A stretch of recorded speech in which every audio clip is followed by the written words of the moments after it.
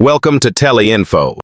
On office का वो दोपहर का समय था जब बाहर बारिश की हल्की बूंदें कांच की खिड़कियों से टकरा रही थीं और पूरे माहौल में एक अजीब सी नमी और रोमांस घुल गया था।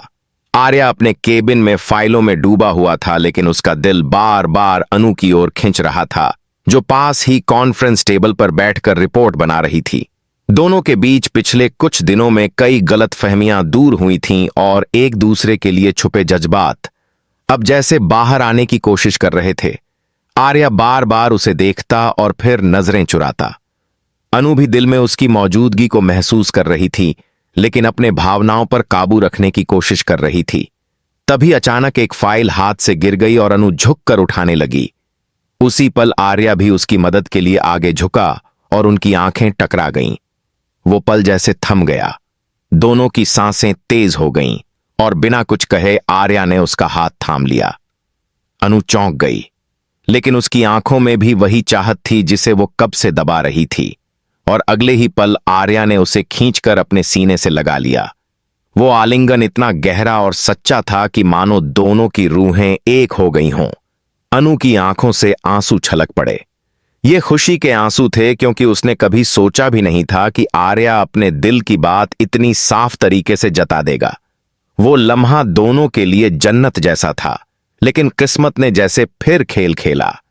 उसी वक्त दरवाजा बिना खटखटाए खुला और अंदर आए गोपाल, जो आर्या का करीबी और ऑफिस का सबसे भरोसेमंद कर्मचारी था।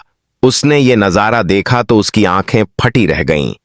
वो एकदम स्तब्ध खड़ा रह गया, जैसे यकीन ही न हो कि उसके सामने आर्या और अनु इस तरह एक दूसरे को गले लगाए खड़े हैं। पूरे ऑफिस में जहां लोग आर्या को सिर्फ सख्त और ठंडे दिल वाला बॉस समझते थे, वहां इस नजारे ने गोपाल की दुनिया ही हिला दी।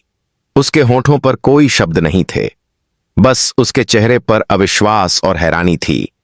आर्या और अनु दोनों ने झट से एक दूसरे से दूरी बनाई। अनु शर्म से लाल हो गई और नजरें झुका लीं। आर्या ने भी गला खंखार कर संभलने की कोशिश की, लेकिन गोपाल की आंखों में जो सदमा था वो छुपाया नहीं जा सका। माहौल में सन्नाटा छा गया। घड़ी की टिक टिक और बारिश की बूंदें ही सुनाई दे रही थीं। आर्या ने हिम्मत जुटाकर गोपाल से कहा, यह वैसे नहीं है जैसा तुम सोच रहे हो। लेकिन गोपाल के दिल में अब सवालों का तूफान उठ चुका था। क्या उसका बॉस और उसकी सहकर्मी सिर्फ बॉस एम्प्लॉय के रिश्ते तक सीमित नहीं रहे? क्या इस रिश्ते का सच पूरे ऑफिस में फैलेगा? और अगर फैला तो क्या ये आर्या की इमेज और कंपनी की साख के लिए खतरा बन जाएगा? अनु अंदर ही अंदर डर रही थी कि कहीं ये राज सबके सामने ना आ जाए, मगर आर्या ने उसकी आंखों में देखा और हाथ पकड़कर भरोसा दिलाया कि चाहे जो हो वो उसे अकेला नहीं छोड़ेगा। लेकिन गोपाल चुपचाप वहां से निकल गया।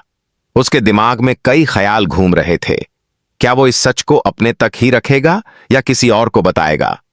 यही सवाल अब कहानी को एक नए और खतरनाक मोड़ पर ले जा रहा था, क्योंकि एक गुप्त आलिंगन से शुरू हुआ यह किस्सा अब पूरे ऑफिस और परिवार में तूफान ला सकता था।